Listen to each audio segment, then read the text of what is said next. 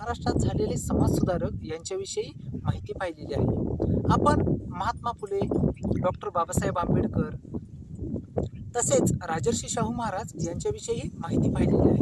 पण जेव्हा भारत देशाला 15 ऑगस्ट 1947 रोजी स्वातंत्र्य मिळालं आणि भारत देशामध्ये जी वेगवेगळी राज्ये अस्तित्वात आली, त्या राज्यांची पुनर्रचना ही भाषावार झालेली आहे. म्हणून वेगवेगळे भाषावार राज्यरचना झाली आणि त्याच्यानुसार राज्यांच्या निर्मिती होत गेल्या. पण मुंबई हे देखील एक स्वतंत्र राज्य म्हणून घोषित करण्यात आले आणि महाराष्ट्राला मुंबई मिळाली नाही. मग तेव्हापासून महाराष्ट्रातील मराठी माणसांची मनं ही पेटून उठली आणि त्यांनी मुंबई मिळवण्यासाठी कसोशीनं प्रयत्न सुरू केले. पण मुंबई या राज्यावरती गुजरात राज्याचा देखील डोळा होता, कारण गुजरातला ही मुंबई हवीच होती. म्हणून 1853 साली फ्लोरा फाउंटन येथे भरलेल्या राज्य पुनर्रचना आयोगाने मुंबई ही महाराष्ट्राला देण्याचं नाकारलं. तेव्हा महाराष्ट्रातील मराठी माणसांची मनं खूप दुखावली आणि या दुखावलेल्या मनांनी हातामध्ये शस्त्र घेतली आणि त्यांनी स्वतंत्र होऊ घातलेल्या महाराष्ट्राच्या घोषणा दिल्या आणि चर्चगेटकडून एक तुकडी आणि बोरीबंदरकडून दुसरी तुकडी आली आणि त्यांनी एकत्र येऊन स्वतंत्र महाराष्ट्र राज्याच्या घोषणा द्यावयास सुरुवात केली. मुंबईसह हे स्वतंत्र महाराष्ट्र व्हावं अशी त्यांची इच्छा होती. पण त्यावेळेचे मुख्यमंत्री मोरारजी देसाई यांनी त्या जमावाला विरोध करण्याचा प्रयत्न केला आणि त्यांनी पोलिसांना बोलवलं आणि त्यांच्यावरती गोळीबार करण्याचा त्यांना हुकूम सोडला.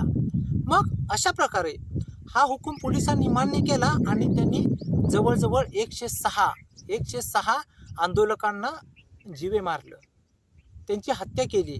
म्हणजे अशा प्रकारे आताच्या आझाद मैदानावर त्याच्या अलीकडे थोडक्यात हा गोळीबार झाला. मग हा गोळीबार झाला, मग शेवटी सरकारलाही नमतं घ्यावं लागलं, कारण पुढे महाराष्ट्र हा पेटून उठला. महाराष्ट्रामध्ये वेगवेगळ्या ठिकाणी हल्ले होऊ लागले, सरकारविरुद्ध घोषणा होऊ लागल्या. मग अशा प्रकारे सरकारलाही मागं घ्यावं लागलं आणि मग शेवटी मुंबईसह संयुक्त महाराष्ट्राची निर्मिती 1 मे 1960 रोजी झाली. स्वतंत्र महाराष्ट्र राज्याचे पहिले मुख्यमंत्री म्हणून यशवंतराव चव्हाण हे झाले आणि त्यांनी महाराष्ट्राची धुरा आपल्या खांद्यावरती घेतली आणि मग पुढे तेथपासून महाराष्ट्र हा प्रगतीच्या दिशेने वाटचाल करू लागला. तर मित्रांनो, अशा प्रकारे संयुक्त महाराष्ट्र आणि एकंदरीतच मुंबई हे स्वतंत्र राज्य होतं आणि मुंबई ही महाराष्ट्रात आली आणि महाराष्ट्र राज्याची एक निर्मिती झाली. मग जेव्हा महाराष्ट्र राज्याची निर्मिती झाली तेव्हापासून महाराष्ट्र हा एक विकासाच्या दिशेने वाटचाल करू लागला.